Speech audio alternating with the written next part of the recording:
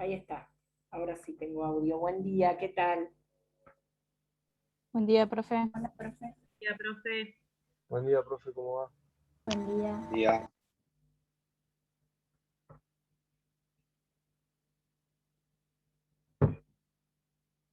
A ver, vamos a esperar que todos conecten.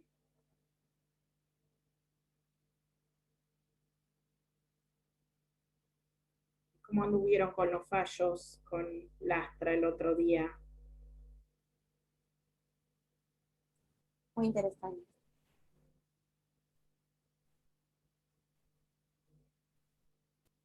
Bueno, ya ahora esta clase ya arrancamos con otro tema. Arrancamos con responsabilidad parental, ¿sí?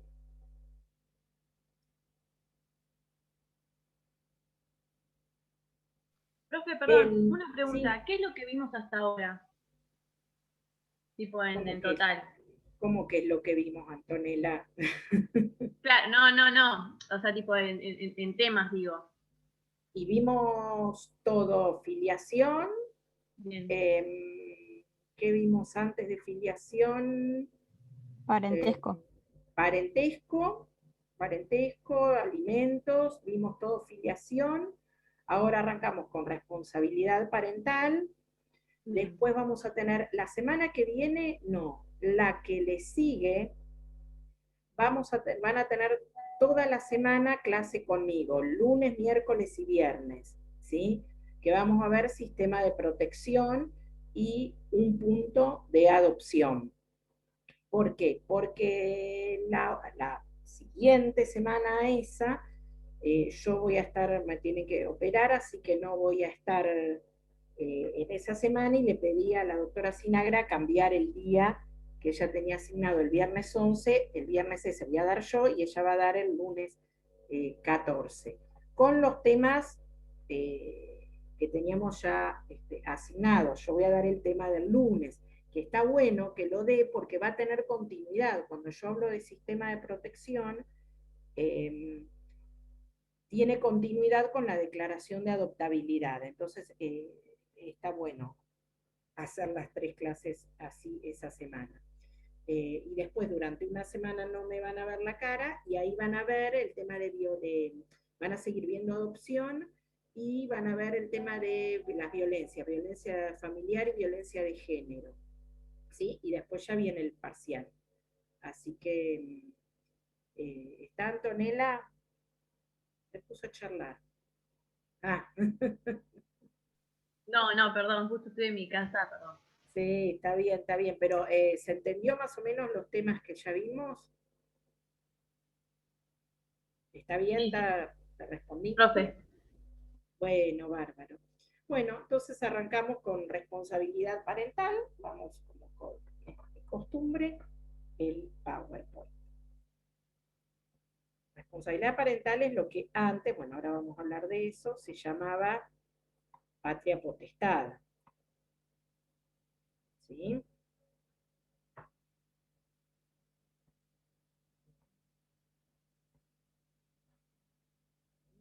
Yo ahora aprendí que me dijo a mí, ay, no me aparezco yo.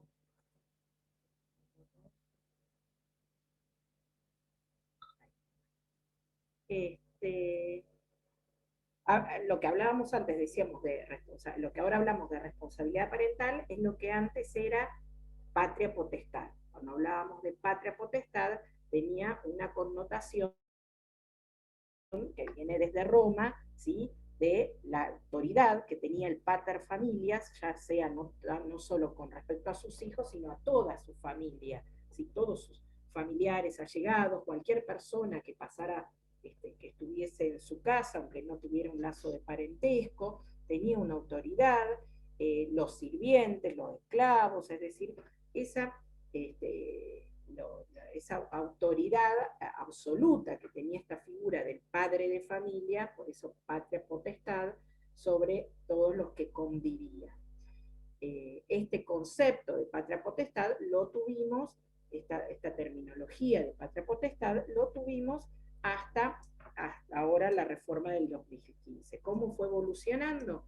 En el originario 264, ¿sí? Artículo 264 del Código de Vélez, esto estoy hablando del Código de Vélez, nos definía a la patria potestad como el conjunto de los derechos que las leyes conceden a los padres desde la concepción, conjunto de derechos.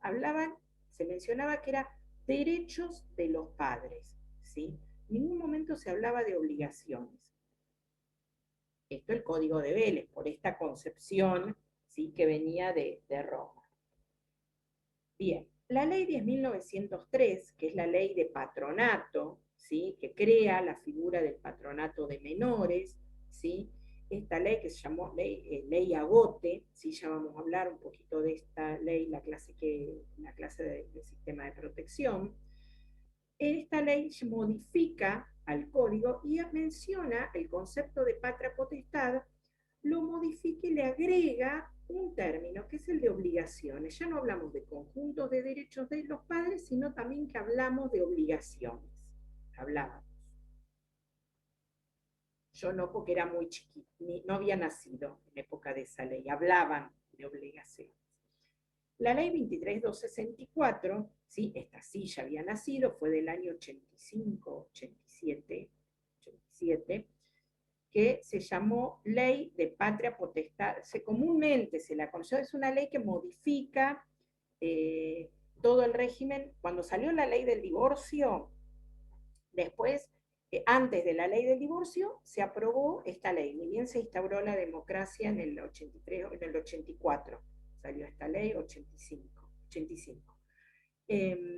Esta ley se la conoció como Ley de Patria Potestad Compartida, pero en realidad modificó no solo los artículos sobre patria potestad, sino también los artículos sobre filiación. Así que seguramente ustedes hablaban, esta ley fue la que eliminó todas las categorías de hijos y hablaba solo de hijos matrimoniales y extramatrimoniales en filiación.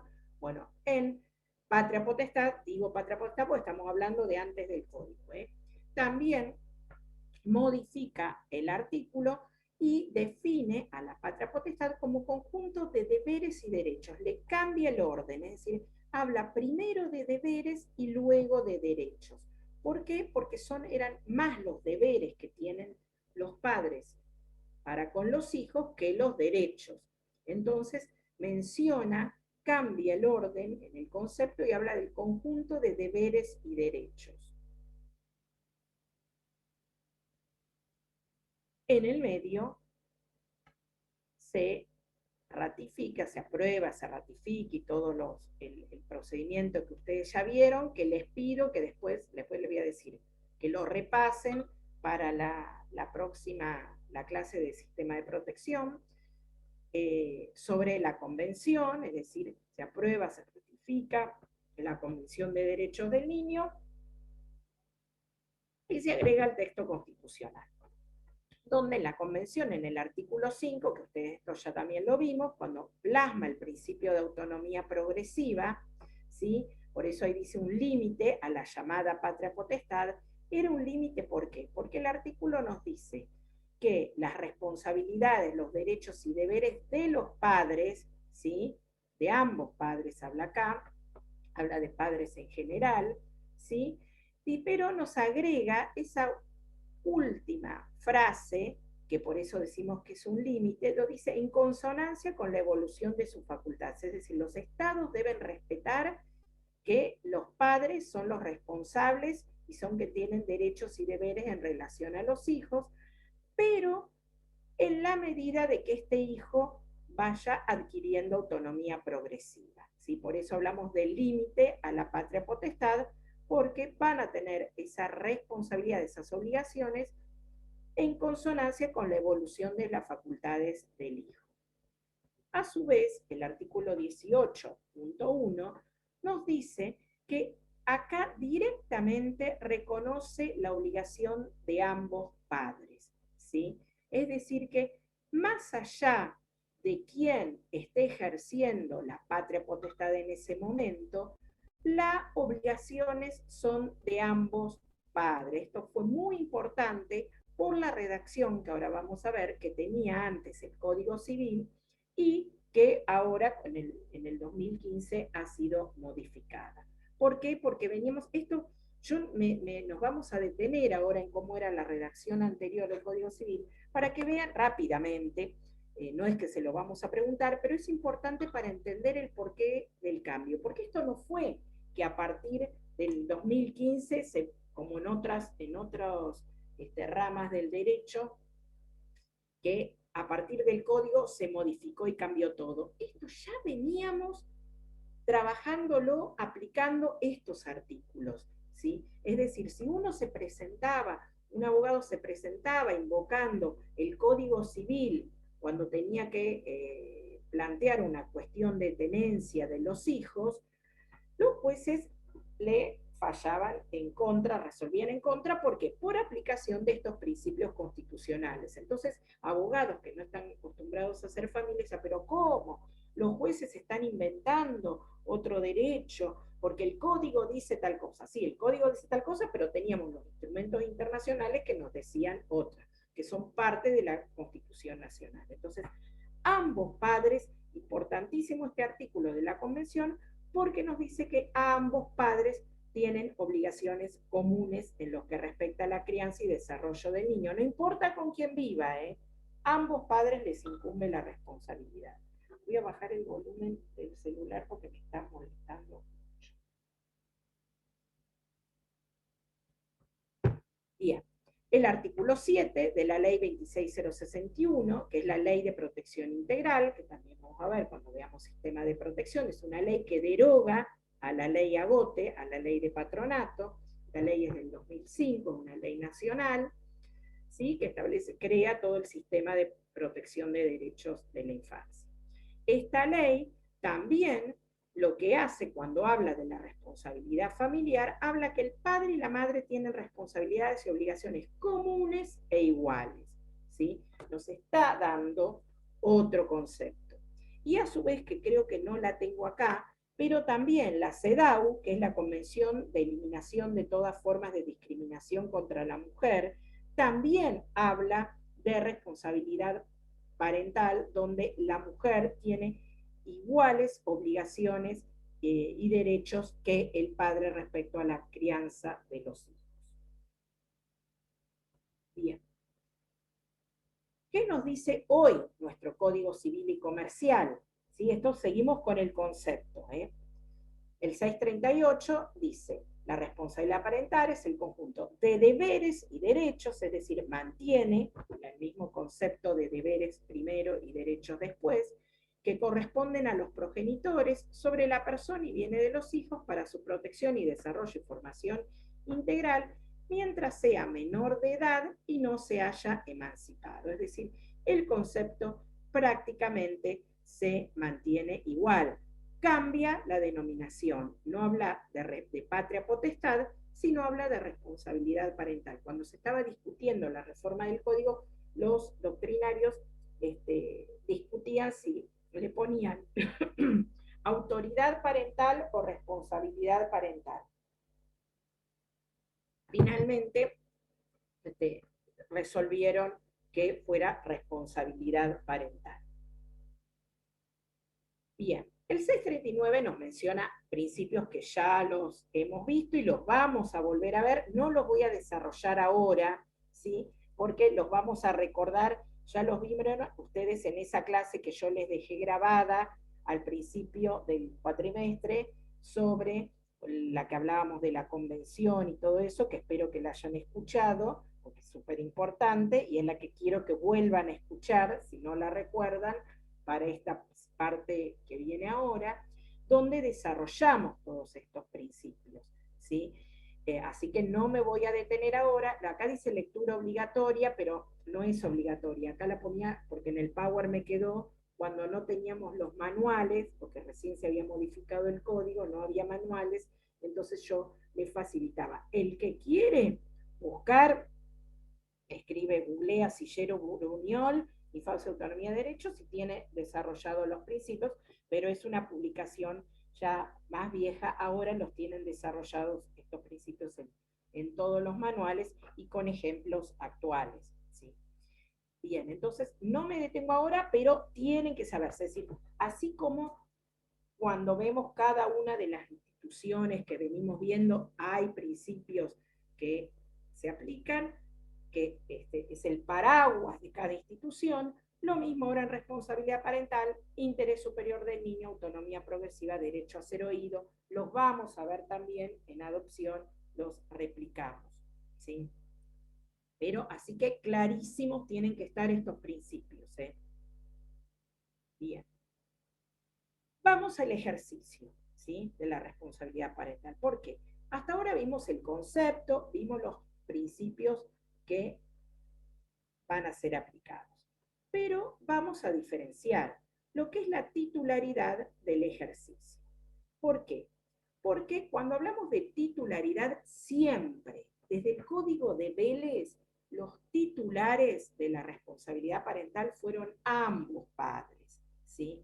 Ambos, por el solo hecho de ostentar el estado de familia, ya son titulares en ese momento de la patria potestad, ahora de la responsabilidad parental.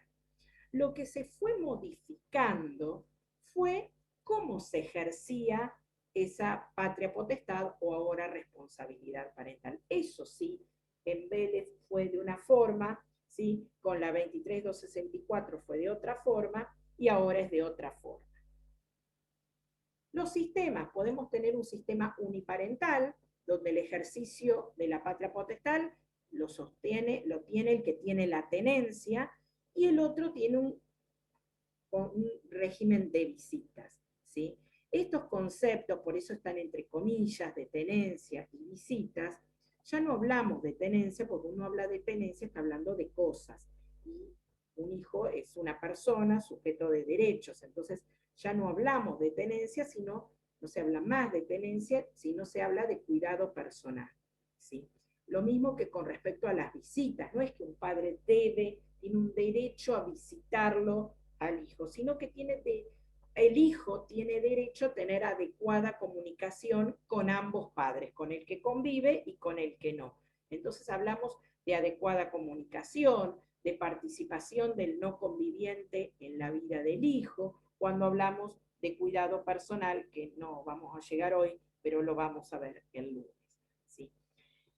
O un sistema biparental, es decir, donde el ejercicio es de ambos, ¿sí? Lo que antes se llamaba tenencia compartida, ahora hablamos de un cuidado personal compartido.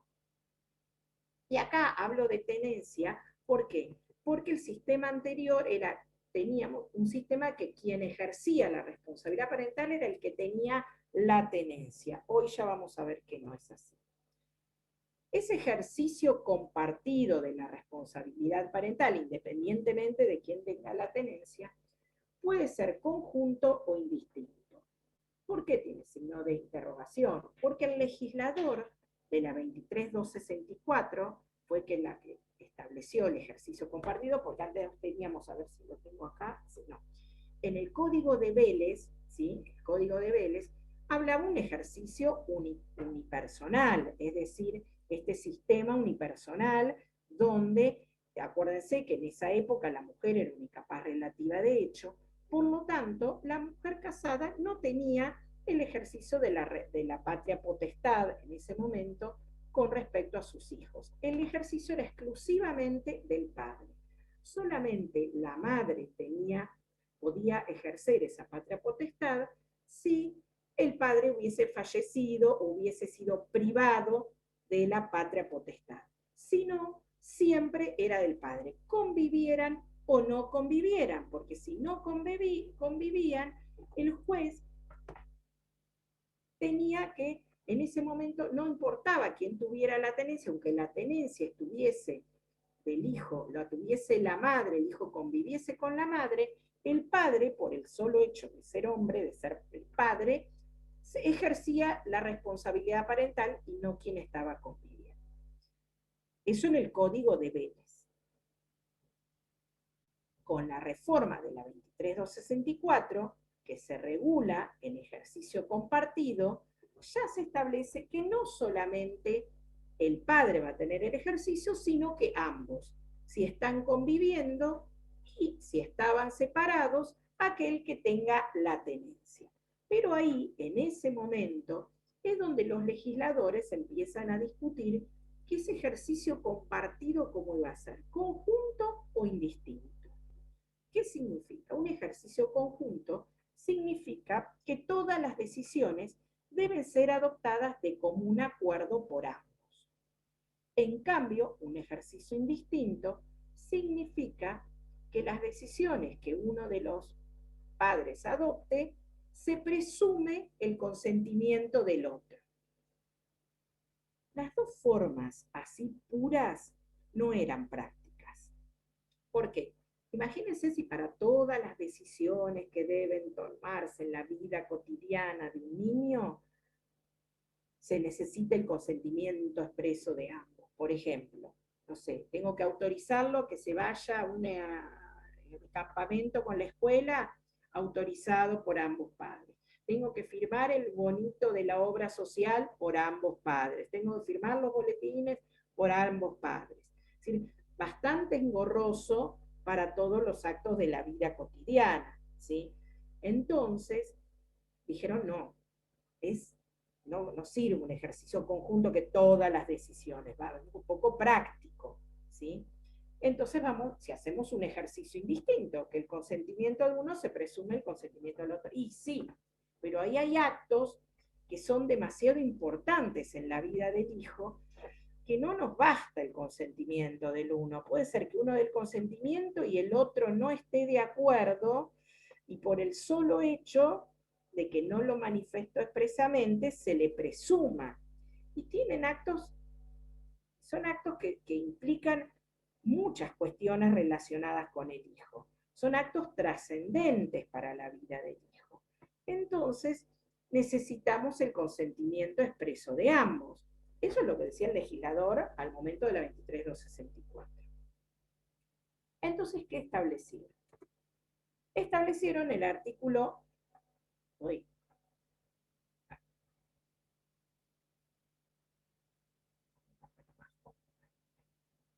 En el artículo 264, esto, a ver, no es que lo tienen que saber ahora para el parcial, sí lo tengo que explicar, porque si no, no entienden cómo está modificado el artículo actual, cómo está expresado el artículo actual, no van a entender. Entonces, por eso establezco este cuadrito, ¿sí? Este artículo 264, que era el artículo, había 264 bis, 264 ter y 264 quater, ¿sí? Estos artículos todos estos artículos regulaban el ejercicio de la patria potestad, ¿sí? Antes con el código anterior. ¿Y qué es lo que dijo el legislador en este momento? Estableció un ejercicio, dijeron, compartido. Bien, pero establecieron como un principio general que el ejercicio, diferenciaron entre hijos matrimoniales y extramatrimoniales, ¿sí? Y establecieron, era un legislador que todavía priorizaba a la familia matrimonial. No consideraba otro tipo de formas familiares. Establecía que si los padres convivían, el ejercicio establece como regla general el que el ejercicio de la patria potestad iba a ser compartido y conjunto. Es decir, que ambos padres iban a ejercer conjuntamente la responsabilidad parental. Pero dijeron no, vamos a establecer una presunción de consentimiento para los actos cotidianos. Si conviven, es decir, si los padres están conviviendo, es como que hicieron una melange del ejercicio conjunto y el ejercicio indistinto. ¿Por qué? Porque dijeron, un principio general de ejercicio conjunto, pero para los actos cotidianos puede haber un ejercicio indistinto, ¿sí? Una presunción de consentimiento, salvo, expreso posición, es decir, salvo que uno de ellos expresamente se oponga al acto, ¿sí? En ese caso, si uno de los padres va, lo escribe en un colegio y el otro no está de acuerdo, es un acto cotidiano para los cuales se presume el consentimiento. Pero si uno de ellos no estaba de acuerdo, va y manifiesta esa oposición y el colegio no puede inscribirlos, ¿sí? Obviamente esa oposición debe ser oportuna, no puede ser después 3, 4 meses, cuando el nenito ya empezó el jardín, ya hizo la adaptación, ya se hizo amiguito, ya fue a los cumpleaños, y ahora decir, yo en realidad me opongo que vaya a este colegio, ¿no? Tenía que ser oportuna. Salvo expresa oposición, existía esa presunción de consentimiento, o sea, ese ejercicio conjunto se transformaba en distinto para los actos cotidianos. Pero volvía a ser conjunto para los actos del 264 quater. Esos actos del 264 quater eran los actos que eran tan trascendentes para la vida del hijo que se requería el consentimiento expreso de ambos.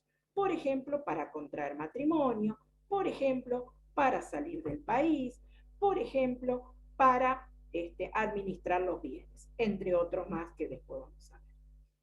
Entonces, para esos actos no me sirve la presunción del consentimiento. Vuelvo al ejercicio conjunto y expreso. Expresamente, el que no está realizando el acto debe contar con el consentimiento expreso del otro. Otra de las cuestiones, eso cuando hablábamos de los padres de hijos matrimoniales que convivían. Cuando los padres se habían separado de hecho, separación personal, divorcio vincular o nulidad, acá era donde se armaba el problema. ¿Por qué? Porque el código nos decía al que tenga legalmente la tenencia. Primero, la redacción estaba mal porque no había legalmente, no había una ley que dijera quién tiene la tenencia. Estaba mal la terminología, por eso decía a quien el juez judicialmente le hubiese otorgado la tenencia. Y acá veníamos los problemas. Y acá esto fue lo que este artículo, mucho antes de la reforma del código, ya veníamos trabajando toda la doctrina, toda la jurisprudencia, fundamentándonos en las normas de los tratados internacionales de la Convención, decíamos, este artículo es inconstitucional en este inciso. ¿Por qué? Porque si ambos padres son los obligados, tienen obligaciones comunes iguales respecto de los hijos, ¿por qué va a tener el ejercicio solamente el que tenga la tenencia, que era la convivencia con el hijo? ¿Sí? Además de otro artículo que cuando ustedes veían los efectos de la separación personal y el divorcio, de peor, porque decía, si el niño era menor de 5 años, el juez debía priorizar a la madre, ¿sí? Terrible, como si el padre no pudiese hacerse cargo de un niño porque tenga menos de 5 años. ¿Sí? Si la madre fallecía, ¿qué? ¿El padre no era idóneo? Entonces, también ese fue declarado inconstitucional. Este, inciso 2, terrible la cantidad de fallos que lo declararon inconstitucional. Por eso ahora vamos a ver cómo fue modificado. Este siempre fue igual, en caso de muerte, ausencia, privación o suspensión, el otro progenitor. Después se establecían los supuestos de hijos extramatrimoniales. Si había sido reconocido por un padre, al que lo reconoció.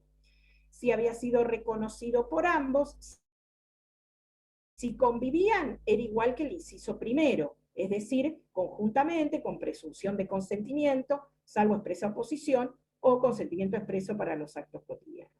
Si no convivían, acá ya el juez, fíjense que el legislador en ese momento no le daba tanta importancia a la familia extramatrimonial, ya no exigía que sea otorgada judicialmente la tenencia, dijeron que tenga la guarda, una guarda convencional, porque ellos realizaron un acuerdo, se llamaban acuerdos de tenencia, alimentos y régimen de visitas, hicieron un acuerdo en forma privada y fueron a un abogado, hicieron un acuerdo y establecieron que la guarda o tenencia del niño iba a ser de uno de ellos.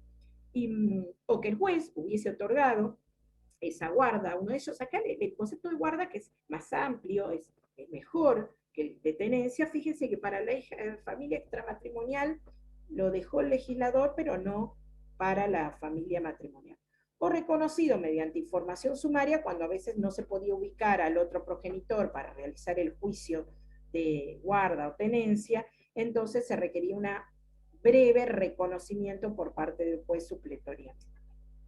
En esos casos lo ejercía uno solo. Cuando el hijo no había sido reconocido voluntariamente, se iniciaba un juicio de filiación, entonces decían, bueno, aquel cuya sentencia de filiación lo emplaza en el estado de padre va a ejercer esa responsabilidad parental, pero no va a tener derecho hereditario ni derecho al usufructo de los bienes del hijo, que ahora eso desapareció. Pero no decía nada acá si uno lo reconocía voluntariamente y el otro no, por ejemplo. Y ahora vamos a ver qué es lo que nos dice la reforma actual. Van a ver cómo cambia. Artículo 641, ¿sí? Este es el artículo que nos habla del ejercicio, ¿sí? Y los artículos siguientes, no solo este, ¿sí? Fíjense cómo se va modificando en algunas cosas. Si los padres conviven, acá ya no nos distingue si los hijos son matrimoniales o extramatrimoniales, es decir, acá a la ley no le importa, ¿sí?, qué tipo de familia exista, ¿sí? No le interesa. Lo que le va a interesar es si los padres están conviviendo o si no. No importa si estaban casados o si era una pareja que no estaba casada y era una unión convivencial, o si eran padres que nunca fueron ni unión convivencial, ni pareja, ni nada, pero ambos son padres de un chico.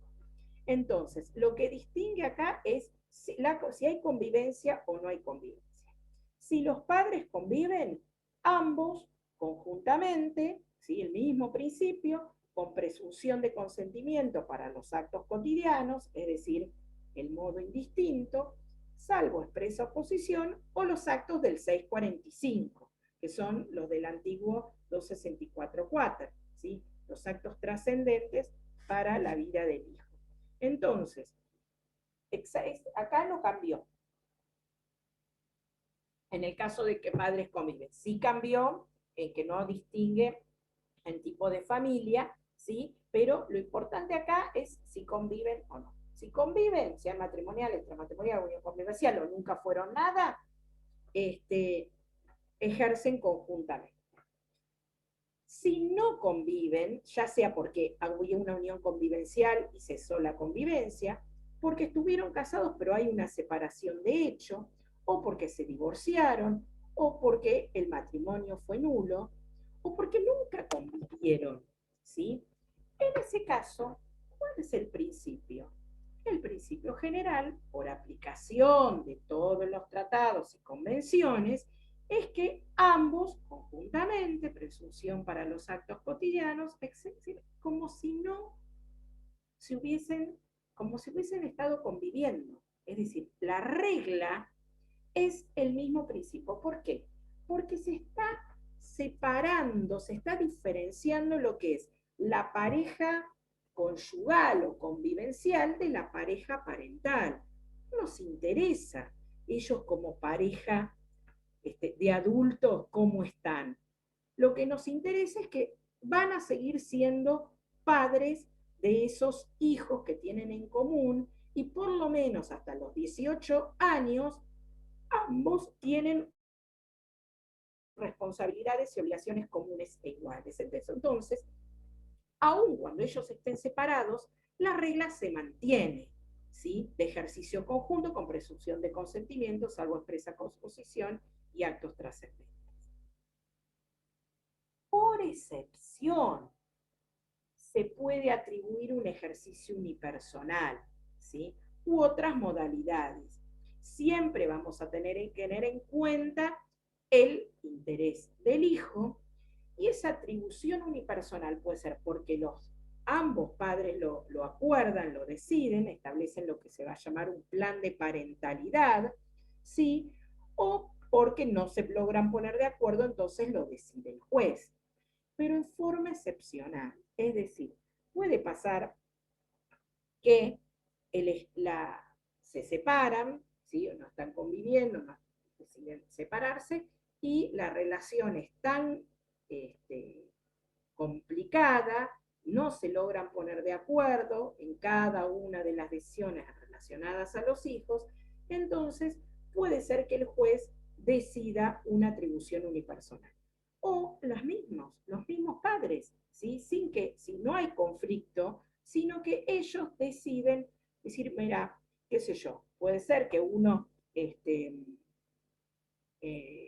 no sé, tenga que, a veces nos pasa acá en Mar del Plata, hay gente que trabaja con la pesca, que se va en el barco 3 meses, 6 meses, entonces para lo que hacen es justamente hacer un plan de parentalidad, están separados, porque donde se atribuye el ejercicio en uno de ellos, como ejemplo, puede haber otros ejemplos, ¿sí?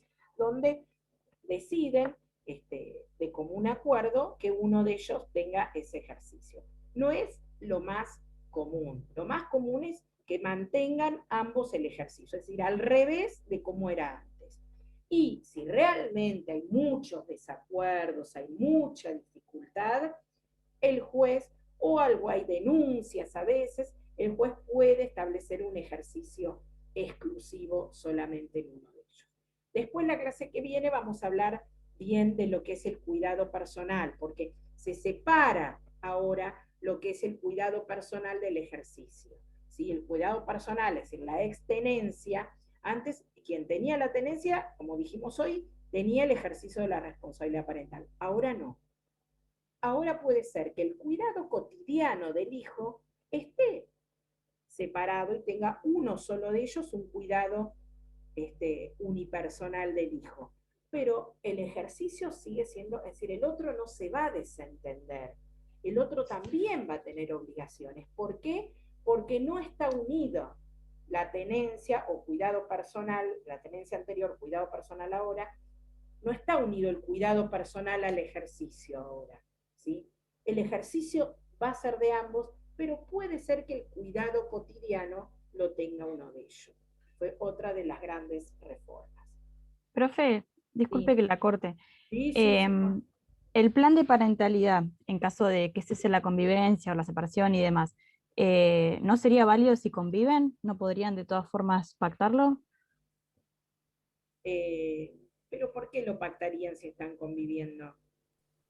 Por ejemplo, en el caso que usted dio recién, de personas que por ahí están de viaje durante mucho tiempo, el padre, y la madre necesite tener esa posibilidad de decisión, digamos. No, porque si están conviviendo, yo te estaba hablando el ejemplo en el caso de que estuviesen separados. No, pero para actos ¿sí? trascendentes, por ejemplo. No, Pues para actos trascendentes, no, alto. Actos trascendentes es otra cosa que sí o sí, ahí no hay plan de parentalidad, ahí se requiere el consentimiento expreso, ¿sí? Ahí por más que estén separados, odiados, peleados, se requiere el consentimiento expreso de ambos para esos actos. Ahí no se puede delegar en un plan de parentalidad.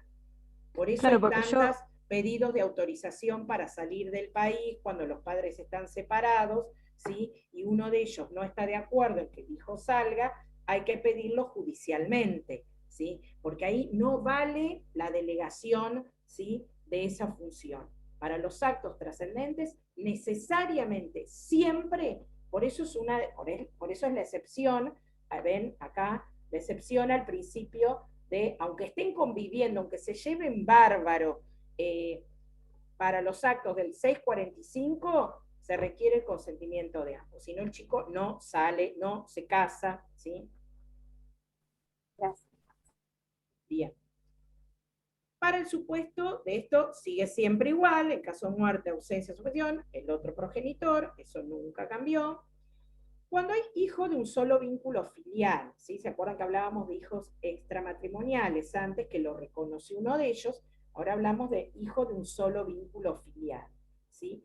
¿Quién va a ejercer la responsabilidad parental? Obviamente el que lo reconoció. Si fue reconocido ese chico por uno solo de los padres, solamente él ejerce la responsabilidad parental. Y uno dice, y obvio, que más vale, ¿cómo no? Bueno, no es tan obvio. Porque a veces pasa que uno está en el estudio y se presenta a alguien y dice, mire, no, vengo a reclamar alimentos al padre del nene porque nunca me pasó alimentos. Bien, bueno, ¿y cómo es? A ver, cuénteme cómo se llama usted. María Gómez, bien, María Gómez, ¿cómo se llaman y el señor cómo se llama? Juan Pérez. Bien, María Gómez, Juan Pérez. Y tenemos 2 hijos. Primero es Nicolás Pérez, bien, Nicolás Pérez, y Juancito Gómez. ¿Cómo Juancito Gómez? Sí, sí, pero es hijo de él, ¿eh? No le puso el apellido porque, no sé, no quiso, se olvidó, se colgó, no sé, pero él ya sabe que es él sabe que es el hijo y que es su hijo, así que lo ve, lo viene a buscar, se lo lleva, él sabe que es su hijo. No, pero a ver, no está reconocido. No tiene el apellido, pero yo le digo, yo le estoy diciendo, doctora, él sabe que es su hijo, lo que pasa es que no me pasa alimentos. Bueno, mire, eh, legalmente no es su hijo porque no ha sido reconocido, por lo tanto no le podemos pedir una obligación inherente a la responsabilidad parental a alguien que no ostenta esa responsabilidad parental, ¿sí?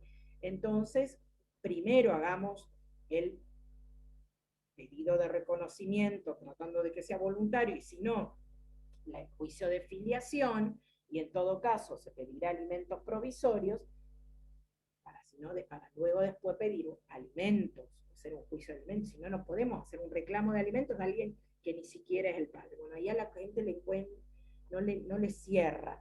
O sea, no puede ser que solo porque no le ponga el sí. Entonces, esto que parece tan obvio, no lo es. Podemos exigirle obligaciones a aquel que tiene el estado de familia, si no, obviamente no. Bien, hijo de doble vínculo filial. Esto que no lo teníamos en el código anterior, pero sí lo tenemos en este, es decir, donde hay un padre que reconoce y otro que no reconoció, por lo tanto se le inició un reclamo, una acción de filiación, y la sentencia lo emplazó en el estado de familia del padre.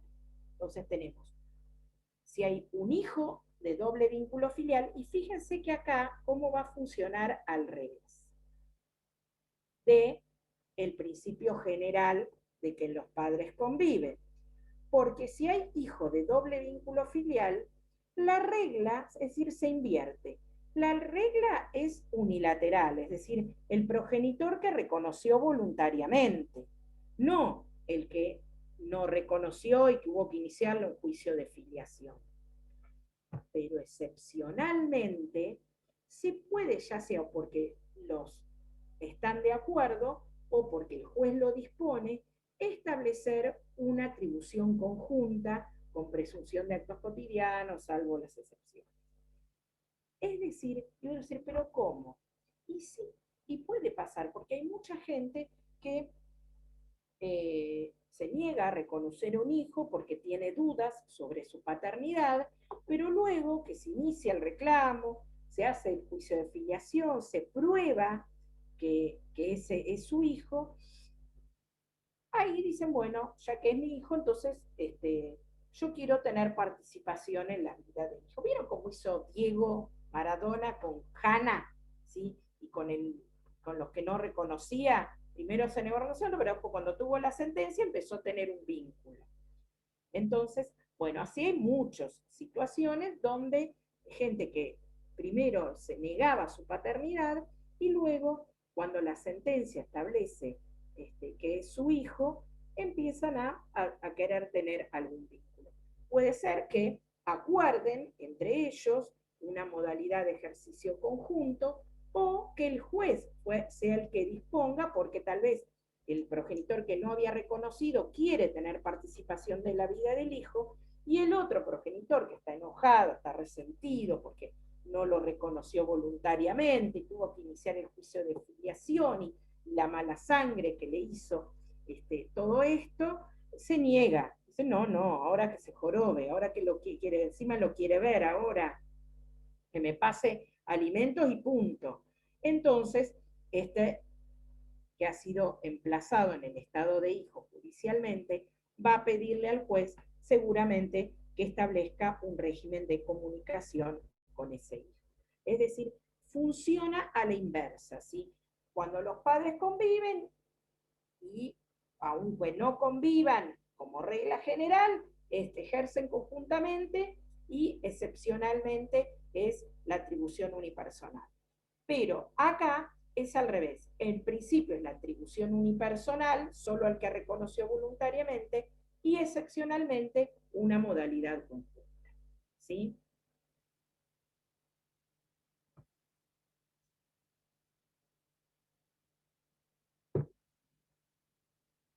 ¿Estamos hasta ahí? El 641, ¿se entendió? ¿Ven la diferencia con lo anterior? Sí, Bueno, profe. había mucho, Sí, profe. antes de la reforma en 2015, nosotros ya con estas modalidades ya veníamos trabajando eh, en el derecho de familia. Entonces, esto es lo que yo le decía, a veces abogados que no hacían, no se dedicaban a familia, se presentaban patrocinando una madre que solicitaba la atribución unipersonal de la tenencia y el ejercicio de la patria potestad, argumentando que su hijo era menor de 5 años, con ese argumento, y nada, cuando ese abogado se presentaba, se notaba que no se dedicaba a familia porque tenía un desconocimiento absoluto de doctrina, jurisprudencia, tratados internacionales, no consideraba el derecho de familia como derecho constitucional familiar, entonces,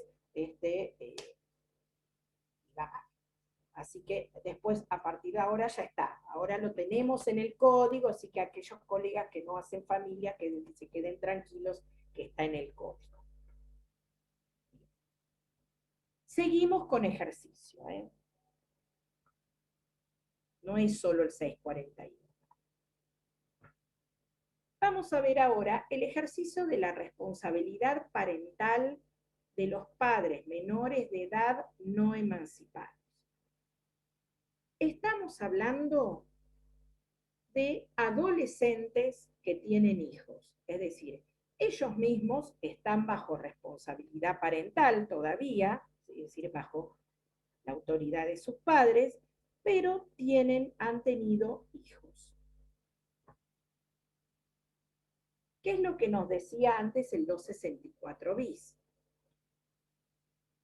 Si los padres de un hijo extramatrimonial fuesen menores no emancipados, ¿sí? ¿Por qué decía del hijo extramatrimonial? Porque si eran matrimonio, estaban emancipados, ¿sí? Si se habían casado esos adolescentes, estaban emancipados. Aparte acá yo no era solo adolescentes, porque en ese momento, recuerden, teníamos la mayoría de edad recién a los 21 años, ¿sí? Así que chicos de 20 años se los consideraba igualmente menores no emancipados. Se preferirá a quien ejerza la patria potestad sobre aquel de los progenitores que tenga al hijo bajo su amparo o cuidado, subsistiendo en tal caso esa tutela, aun cuando el otro progenitor se emancipe o cumpla la mayoría de edad.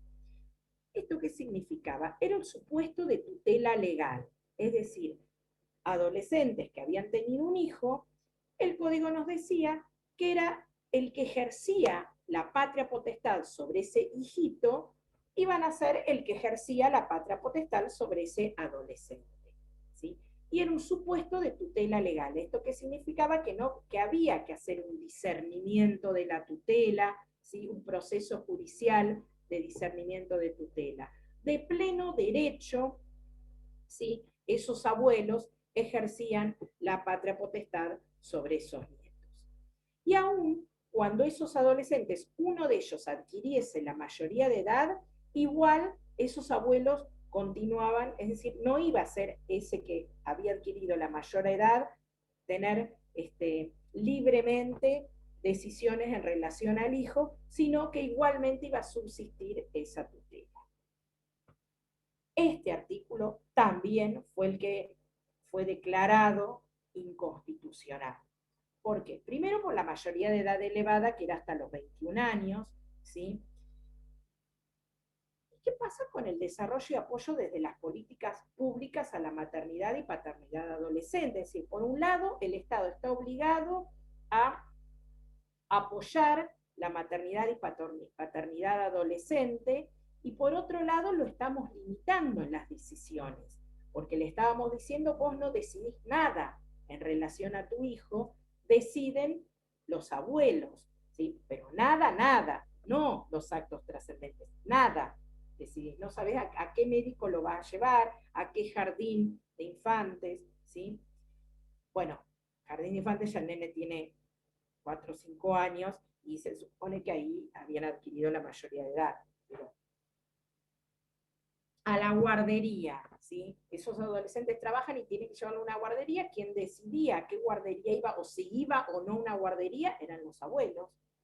Se hablaba de tutela unipersonal, es decir, si que vivían con abuelo y abuela, solamente uno de ellos, había que elegir a cuál. El sinónimo, dice, el matrimonio es sinónimo de madurez, es decir, si estos adolescentes estaban casados, estaban emancipados, por lo tanto, así, libremente podían ejercer la patria potestad sobre el nene. Pero si no estaban casados, no. ¿Qué tiene que ver? Porque se hayan casado y van a saber poder estar aptos o ser idóneos para crear a su hijo, y si no estaban casados, no. Separar la relación de pareja conyugal de lo que ya veníamos hablando, de la pareja parental. Padres que no viven juntos y el otro progenitor llegaba a la mayoría de edad. Es decir, un adolescente vivía con sus padres, ejercía, ese abuelo, la responsabilidad parental. El otro no vivía con ellos y había alcanzado mayoría de edad. No era, por más que sea mayor de edad, no tenía libertad para tomar decisiones en relación a ese hijo. Súper inconstitucional, porque va en contra de todo, no solo de la responsabilidad de ambos padres, sino del principio de autonomía progresiva. Es así que el 644 se reforma, ¿sí? Y ya hablamos de ejercicio de la responsabilidad parental de progenitores adolescentes, ¿sí? Estamos hablando de, continuamos, cómo ejercen la responsabilidad parental los progenitores adolescentes. ¿Dónde nos dice el artículo? Los progenitores adolescentes, estén o no casados, no nos interesa, ejercen la responsabilidad parental de sus hijos, pudiendo decidir y realizar por sí mismos las tareas necesarias para su cuidado, educación y salud. Es decir, regla general, esos adolescentes son quienes deciden por sí mismos todas las cuestiones referidas a sus hijos, ¿sí? Esto es aplicación plena, expresa del principio de autonomía progresiva. Es decir, si en el parcial les preguntamos ejemplos de autonomía progresiva, acá tienen uno, ¿sí? Entre otros, ¿sí? Porque siempre empiezan a hablar de las decisiones sobre el propio cuerpo. Genial, pero acá tienen uno en responsabilidad parental, ¿sí? Es decir, los padres adolescentes ejercen la responsabilidad parental de sus hijos y pueden decidir si los llevan a tal guardería, si los llevan a tal o cual pediatra. Pero el legislador no desconoce que son adolescentes y que están en etapa de desarrollo y que pueden surgir cuestiones que tengan que ver con su madurez. Entonces establece una limitación también, porque nos dice que estos adolescentes, los padres de estos adolescentes, o mejor dicho, quienes ejercen la responsabilidad parental sobre los adolescentes, pueden oponerse a la realización de actos que resulten perjudiciales para el niño, ¿sí? O pueden intervenir cuando el progenitor omite las acciones necesarias para adecuar el desarrollo. Es decir, si este adolescente se le ocurre llevar a su hijito, al chico de la otra cuadra que hace tatú porque quiere tatuarle el nombre, los abuelos pueden oponerse a la realización de ese acto, ¿sí? También, si el adolescente no lleva, que esto es común, que un chico quiera tatuar a su bebé es más raro, ¿sí? Pero sí es común que pase que estos adolescentes no llevan al niño a los controles de salud, por ejemplo. Entonces, esos abuelos pueden intervenir y decir, lo llevo yo. Y el médico no le va a poder decir, no, sí o sí tiene que venir el adolescente porque el código dice que ejerce la responsabilidad. Es decir, si omite realizarlo el adolescente, puede intervenir y realizarlo los abuelos. Es decir, hay una apoyatura, ¿sí? No lo están suplantando, no hay una representación acá. Ojo, ¿sí? Porque el concepto de representación necesaria de los incapaces que teníamos antes se suple ahora por este concepto de apoyo, de asistencia, ¿sí? No está supliéndose una incapacidad, sino que el que realiza el acto jurídico es el adolescente, ¿sí? El acto jurídico familiar en este caso.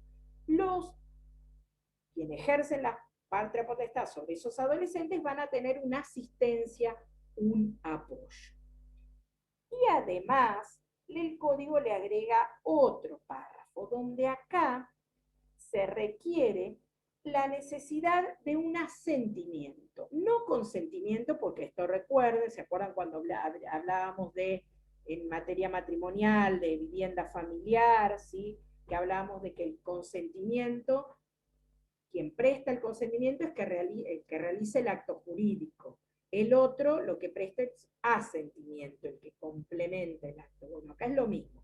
El que realiza el acto jurídico, el que presta donde hay voluntad, es el adolescente. El consentimiento lo presta el adolescente. Pero ese consentimiento se debe integrar con el asentimiento de sus propios progenitores si se trata de actos trascendentes. Y da el ejemplo de actos trascendentes, ¿sí? No los del 645, otros actos trascendentes, porque son actos trascendentes para ese niñito chiquito, ¿sí?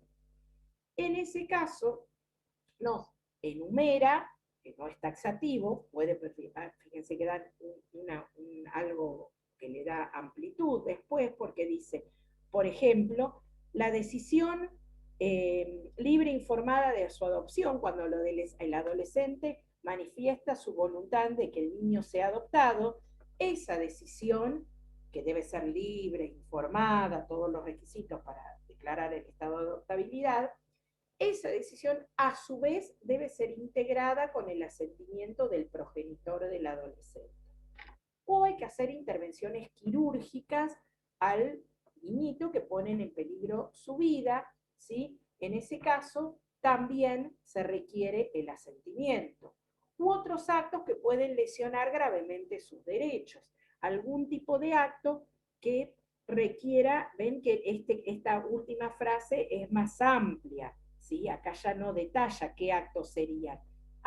Deja abierto para que se determine, a ver, un acto que pueda lesionar algún derecho, que el niñito pueda verse en sus derechos vulnerados, porque algún acto que está consintiendo ese progenitor.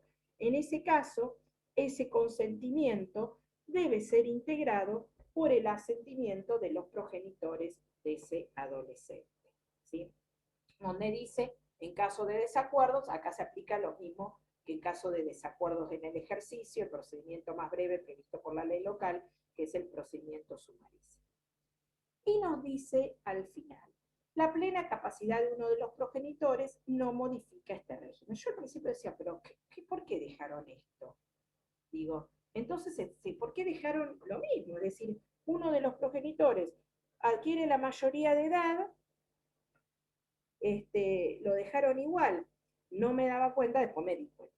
Dije, no, en realidad lo que no modifica es que el otro, pese a ser menor de edad, también sigue ejerciendo la responsabilidad parental, ¿sí? Es decir, no es que uno adquiere de ellos la mayoría de edad, entonces desplaza al otro adolescente que no adquirió la mayoría de edad y decide en forma unipersonal.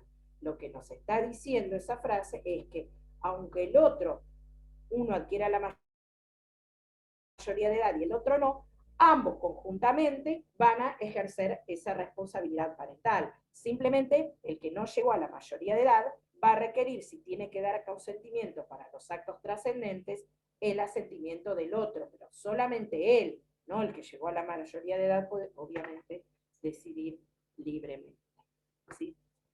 Esta es la redacción anterior. Esto es importante, ¿sí? Porque esto hay muchas situaciones que se dan cotidianamente. Bien, acá les puse los fundamentos, que ya lo vimos, ¿sí? Estos son los fundamentos del anteproyecto, ¿sí? Cuando se reformó este artículo, ¿sí? Ven que hace referencia expresa al principio de autonomía progresiva. ¿Estamos? ¿Se entendió? Profe, disculpe, ¿Sí? la corto de nuevo. ¿Sí? Si tienen un hijo, pero el adolescente es solo uno de los progenitores y Sí. la otra persona es plenamente capaz y mayor de edad, en el ejercicio de la responsabilidad parental, ¿también apoyan y asisten los abuelos? ¿O con que uno sea desde el principio? Es justo lo que dije recién. Solamente respecto del progenitor que sigue siendo adolescente, que no llegó a la mayoría de edad. Claro, ¿Sí? pero yo me refería a que hayan tenido el hijo siendo uno ya capaz desde el principio, no que la adquirió luego. Sí, sí, Es lo igual. mismo. Igual, Ah, bien. igual, igual, igual. Gracias. Porque ambos, recuerden, en, en, en este sistema donde aun cuando sea adolescente uno de los padres y el otro es mayor de edad, aunque desde que nazca el chico sea así, ambos son los que ejercen la responsabilidad parental. El que es adolescente va a necesitar asistencia para la toma de decisiones. Obviamente que ahí es muy probable que se genere conflicto porque todos opinan, hay mucha gente que va a opinar ahí. Opina el progenitor que es adulto, opina el adolescente y opinan los abuelos, imagínense.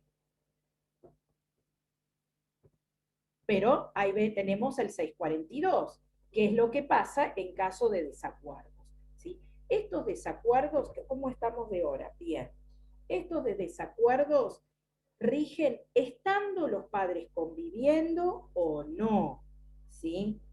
Puede pasar, uno dice, no, pero si están conviviendo, a ver, la familia perfecta, que nadie se pelea, yo antes siempre decía como ejemplo la familia Ingalls, pero después me di cuenta que son todos re jóvenes, que nadie vio la familia Ingalls, esa serie norteamericana de cuando yo era chiquita, que todos eran buenos, todos se querían, todos eran una familia maravillosa que nunca se peleaba, ¿sí? Así que hay que buscar otra. Los familia. Flanders, puede decir, profe. Ay, no sé, porque no veo los... Bueno, no, también, no, me daba otro ejemplo. Profe, yo conozco la familia Ingalls. No se ponga Bien, vamos mal. Manuel, Sí, vamos sí. Manuel. Es que a veces la siguen en los canales esos que dan series viejas, La Sidivina era esa serie. Me la hacían ver de chico. Así que... Bueno, divinos. Bueno, es decir, a ver, no, aún en una familia que está conviviendo, aún en una familia que se lleven bárbaro, puede haber desacuerdos. Y es común que pase, ¿sí? A veces uno de los padres quiere bautizar al nene y el otro no quiere que sea bautizado porque quiere que cuando sea grande elija libremente qué religión tomar. Otros quieren que vaya a una escuela pública, el otro quiere que vaya a una escuela privada, uno que quiere vaya egresado, el otro no está de acuerdo con vaya egresado. Puede haber desacuerdos, ¿sí? Y sobre todo, generalmente hay desacuerdos cuando no están conviviendo, ¿sí? En caso de desacuerdo, dice cualquiera de ellos puede acudir al juez competente. Juez competente, ¿quién es? El del centro de vida del niño, el lugar del Muy centro. bien, el centro de vida del niño. Más allá de que el domicilio en el DNI figure uno, lo que va a tener que tenerse en cuenta es el centro de vida, su residencia habitual, donde tiene sus afectos y donde desarrolla el niño su vida cotidiana. ¿Sí? ¿Qué va a resolver por el procedimiento más breve? Es un procedimiento especial, ¿sí? Es un procedimiento sumarísimo. No va, a veces acá, a veces ahí depende de los juzgados, ¿sí? A veces hay jueces que depende lo que se plantee, va a etapa previa, porque tal vez no son cuestiones tan, el desacuerdo no es de tal magnitud que tenga que ser resuelto por un juez, sino tal vez con un método conciliatorio. Entonces el juez entra directamente al juez de trámite, ¿sí? No entra a etapa previa, pero el juez puede decidir que vaya a etapa previa, ¿sí? De acuerdo a lo que se esté planteando. Pero en realidad lo que nos dice el código es no debe ir a etapa previa, debe ser un procedimiento especial en forma sumarísima. Se debe llamar a audiencia a los progenitores, ¿sí? Ahí es donde se va a ver por cuáles son las razones de ese desacuerdo, ¿sí? Y el juez dice, antes el código anterior lo que nos decía es que el juez en este caso debía audiencia con los progenitores y podía escuchar al niño. Con lo cual, ¿por qué no está ahora? ¿Por qué se eliminó esta frase de que el juez podía escuchar al niño? ¿Qué les parece? Porque puede ser que uno de los padres como que le llene la cabeza al otro, ¿puede ser? No sé si se dice llene la cabeza, pero algo así me Y imagino. la Lo gente que dice, pasa es que no le puede. llena la cabeza, El, pero nadie, el no se juez le debe, llena no la puede. cabeza a los chicos. ¿Eh? El juez debe, no es que puede. Muy bien. El juez debe, y como lo tenemos entre los principios que hablamos hoy, por eso no se agregó acá, primero si el juez podrá, es decir, si el juez quería, podía citar al chico, no, es obligatorio por el artículo 12, es la audiencia del artículo 12, ¿sí? Debe, está obligado a escuchar al niño y tener en cuenta su opinión. Después, el juez, el tener en cuenta su opinión es lo que dijimos, o dije yo en esa clase que ustedes vieron grabada, ya lo voy a volver a decir, el tener en cuenta su opinión significa, no es que el juez va a hacer lo que el chico diga, lo que el juez va a decir es que si teniendo en cuenta esa opinión del niño puede resolver otra cosa, pero lo va a tener que fundamentar, ¿sí? Porque seguramente no en el interés superior del niño, pero no como frase tipo latiguillo, sino como ¿por qué considera que el interés superior del niño es resolver algo contrario a la opinión del niño? ¿Sí? Y lo que por ahí decía, de le llena la cabeza, ¿sí? No sé si se le llena la cabeza, ¿sí? Porque llenarle la cabeza a los chicos en caso de conflicto entre los padres, le llenan la cabeza a los dos, les puedo asegurar. El tema es a veces, sí suele pasar que a veces se capta o se intenta por lo menos captar la voluntad de ese niño a través de diferentes cuestiones o premios, regalos. Entonces, para eso los tribunales, los juzgados de familia cuentan con equipos técnicos, ¿sí? Donde se mantiene la audiencia del juez con el niño, pero también el niño puede ser evaluado por el psicólogo, el trabajador social, ir al domicilio para evaluar el vínculo de ese niño con esos padres, ¿sí? Para ver si esas decisiones o eso que manifiesta el niño está colonizado por el discurso de los adultos, que sí suele pasar, no es que se le llena la cabeza, sino que el niño repite lo que el adulto le estuvo chaca, chaca, chaca, chaca. Pero eso se detecta, eso se detecta. Para eso están los equipos técnicos. ¿Sí? En esta clase de procesos abreviados así, canceleros por estos desacuerdos, ¿se le da intervención al abogado del niño? Es obligatorio darle intervención al abogado del niño, ¿sí? Pero a veces se hace, a veces no. ¿Sí? Es una figura nueva, ¿sí? Hay juzgados donde enseguida libran oficio al colegio de abogados para que sortee abogado al niño y hay otros juzgados que no. Pero sí, el niño tiene derecho a ser asistido por abogado.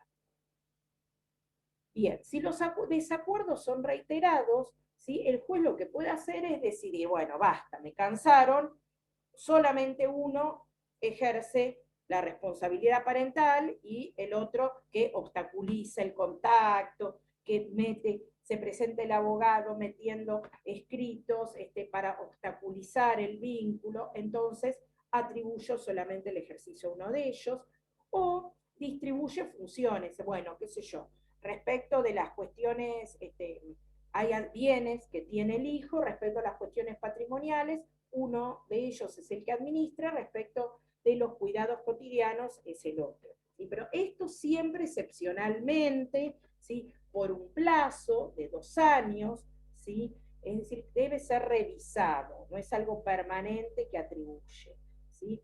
También, ay, esperen un minutito, ya vengo.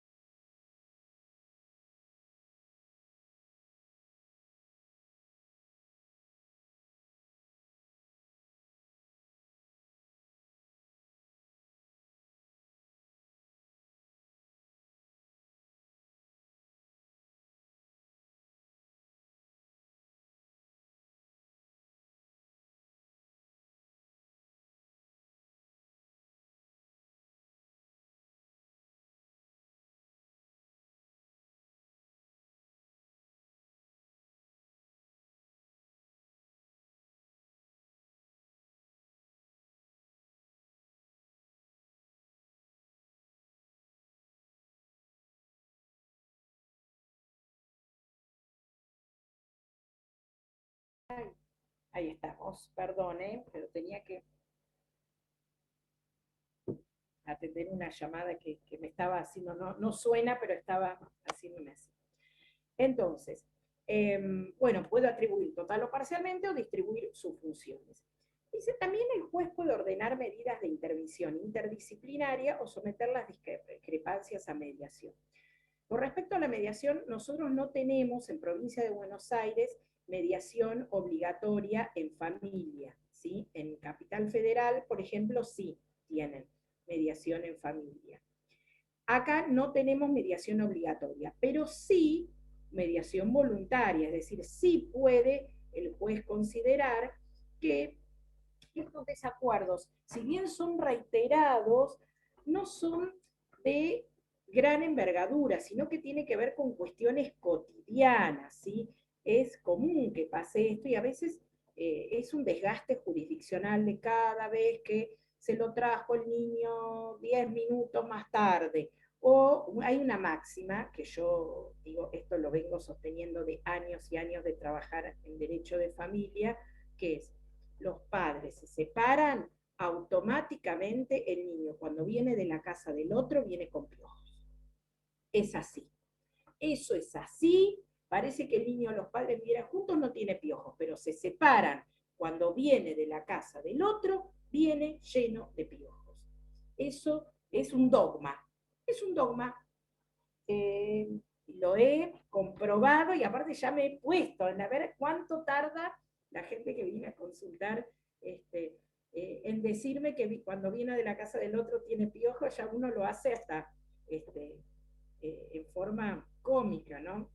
Pero, porque son cualquier cosa que venga del otro le molesta, todas cuestiones, a ver, al padre no lo eligió el chico, lo eligió uno. Entonces, todas las cosas que ahora antes no nos molestaban cuando estábamos juntos, nos separamos y nos molestan, ¿sí? Entonces, a veces no voy a tener que ir todas las veces al abogado, me lo trajo 10 minutos más tarde, o media hora más tarde, me lo trajo, viene lleno de piojos. Con la ropa que le mando, se la cambian, se la quedan y me lo mandan con una ropa vieja rota.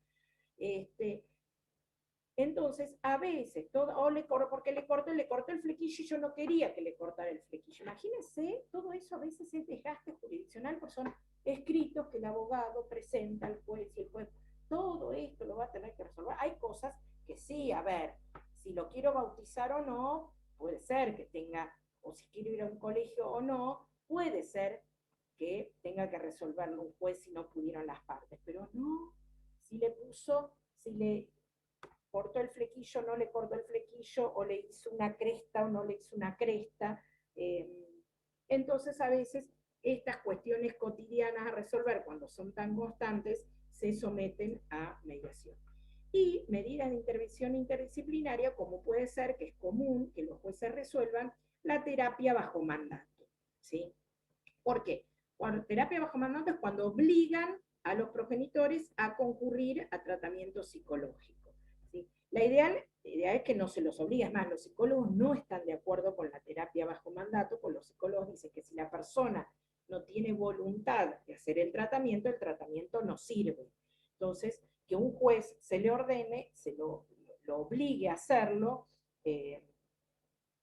para los psicólogos no está bueno.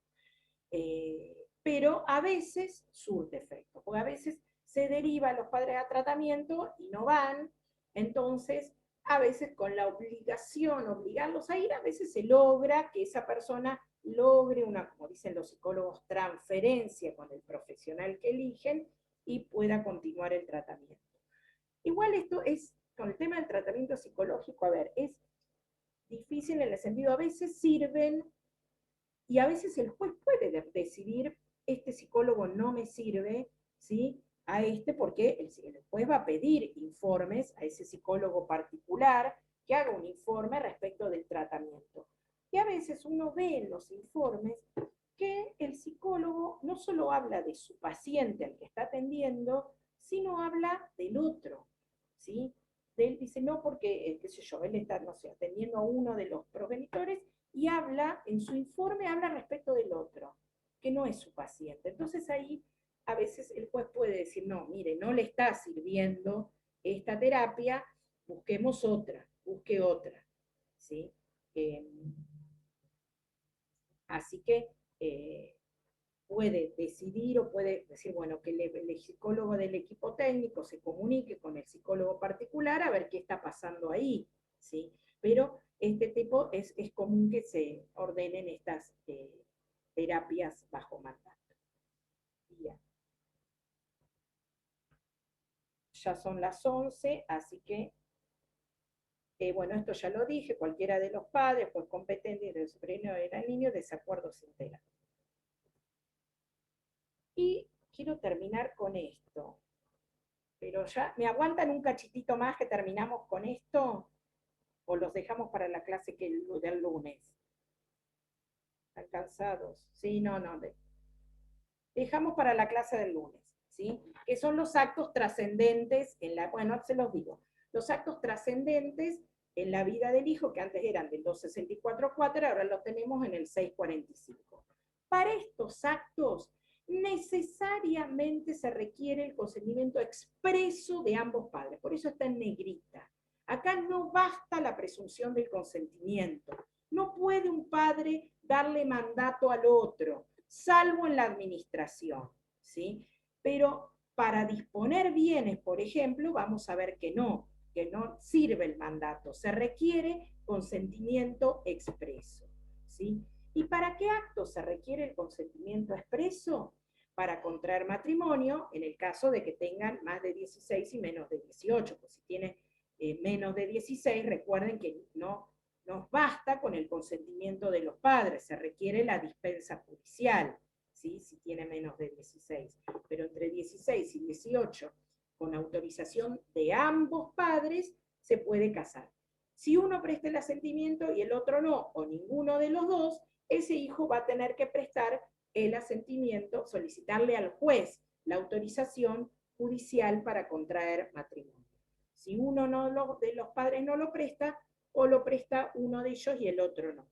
Hay que pedírselo al juez autorización para contraer matrimonio. Bien, ingreso a las Fuerzas Armadas de Seguridad o institutos monásticos. Institutos monásticos, ven que tiene una S, ¿sí? Quiere decir aquellos institutos religiosos. El chico quiere ser cura, no quiere ser rey, así que no pongan institutos monárquicos, como he visto en algún parcial. Dicen institutos monárquicos. No existe la escuela para ser rey, son las escuelas para ser cura, ¿sí? Entonces, a ver, para el ingreso a estas instituciones, Fuerzas Armadas de Seguridad, o institutos o comunidades religiosas, se requiere el asentimiento de ambos padres. ¿Por qué? Porque se delega la función, la obligación de guarda que tienen los padres en otro, ¿sí? En el director de la institución o en el jefe de las Fuerzas Armadas o de Seguridad, ¿sí? Entonces ya los padres no son libres en tomar esas decisiones respecto a los hijos, porque el hijo está bajo el cuidado y responsabilidad de otro. Por eso es un acto trascendente y que si el chico quiere ser policía, sí o sí se requiere el consentimiento de ambos. Ojo, que en el caso de las fuerzas de seguridad como policía, son en aquellos casos donde el hijo menor de edad, ¿sí?, y se va a vivir a la escuela Bucetich en La Plata, o qué sé yo, durante 3 meses o lo que sea necesario para la fuerza de seguridad. No estamos hablando como sucedía acá en el caso de Mar del Plata, cuando iban a la facultad a estudiar, los que estaban estudiando para ser policías local, que viven en su casa con sus padres y solamente iban a la facultad, cursaban y después iban no sé dónde y hacían las prácticas físicas, ¿sí? Pero siguen viviendo en su casa. Ahí no. Estamos hablando cuando pasan a convivir en alguna institución. Bien, ahí se requiere, y sean menores de edad, obviamente si son mayores de edad, por supuesto que no. Para salir del país o cambio de residencia en el extranjero. Este es el caso que más planteos judiciales genera, ¿sí? Cuando el hijo quiere salir del país y uno de los padres autoriza o el otro no, o ninguno de los dos autoriza, o cuando se va a vivir al extranjero. Acá se requiere, vieron que siempre tienen que ir los padres a un escribano y firmar ambos. Si no va a salir, si sale con uno de ellos, solamente firma el que no viaja, ¿sí? Pero si sale si va a competir o qué sé yo, y no sale con ninguno de los dos, o se va de viaje de egresado ¿cómo se llama? Donde van a Brasil, a Porto Seguro, en ese caso requiere la firma de ambos padres. Tiene que ir un escribano y firmar a ambos padres. Si alguno de los dos no está de acuerdo, hay que pedir una autorización judicial para salir del país, donde hay que demostrar a dónde viaja, con quién viaja, en qué lugar va a estar. Es decir, acá el Ministerio Público, el asesor de incapaces, va a estar bastante estricto en este sentido. A ver, y depende de la edad del niño, ¿sí?, con quién viaja, dónde va a estar, cómo se va a garantizar. Eso en el cambio de residencia, cuando uno de los padres decide irse a vivir fuera del país, ¿sí?, y el otro permanece en este país, ahí también, para dar esa autorización, se requiere muchas formas de que el que se va garantice cómo va a continuar el vínculo. Es decir, el que se va es el que debe garantizar cómo va a ser el contacto con el que se queda, ¿sí? No es que el que se queda va a tener que buscar la forma de viajar a ver al niño al país donde ahora se encuentre, sino que es el otro, el que se fue, el que debe garantizar que se vea. Ahora, en esto del cambio de residencia, que antes era mucho más difícil, con el tema de las redes sociales se ha flexibilizado bastante, porque a veces se ha demostrado que inclusive ha habido casos donde es mayor el vínculo del que no está que con el que se quedó. Si el niño se queda en el país y capaz que el padre con el que está conviviendo en Argentina trabaja todo el día, lo ve un ratito a la noche, y con el otro, el que se fue a vivir a otro lado, tiene un contacto permanente porque está a través de las redes, de videollamadas, de comunicarse, inclusive, me acuerdo un caso que lo ayudaba, el que lo ayudaba a hacer los deberes era el que estaba en el exterior, ¿sí? Entonces ahora, bueno, eso está bueno, el tema de las redes, para garantizar esa participación, ¿no?, en la vida del hijo, más allá que obviamente el afecto, el abrazo, se debe garantizar. Así que para otorgar esa salida del país hay que demostrar bien cómo va a garantizarse el vínculo. Después, autorizarlo para estar en juicio. Una persona menor de edad puede estar en juicio como testigo a partir de los 14 años, y si tiene la edad mínima de acceso al empleo, a partir de 16 años puede estar en juicio laboral. Se requiere el consentimiento expreso de ambos padres. Acá, si los padres, puede ser que además del consentimiento expreso, a veces se requiere la representación. Entonces, ahí los jueces pueden, si los padres no prestan la autorización para que esté en juicio, suplir esa autorización, y a veces es necesario le designen un tutor especial, un tutor ad litem, ¿sí? Va a ser un tutor que solamente lo va a representar en el juicio, no está supliendo el ejercicio de la responsabilidad parental, solamente va a ejercer esa representación en el juicio. ¿Es lo mismo que el abogado del niño? No, esto ya lo vimos, ¿sí? El tutor representa a los padres, ¿sí? Va a suplir, representa al niño, pero suple la figura de representación necesaria que tienen los padres. Él va a velar por el interés superior del niño. En cambio, el abogado del niño representa el interés particular del niño. Entonces, en un proceso puede haber un tutor especial y puede haber abogado del niño, ambas figuras. Y con respecto a la administración de los bienes, lo vamos a dejar, esto lo va a dar el doctor Lastra el miércoles que viene, ¿sí? La administración de los bienes de los hijos.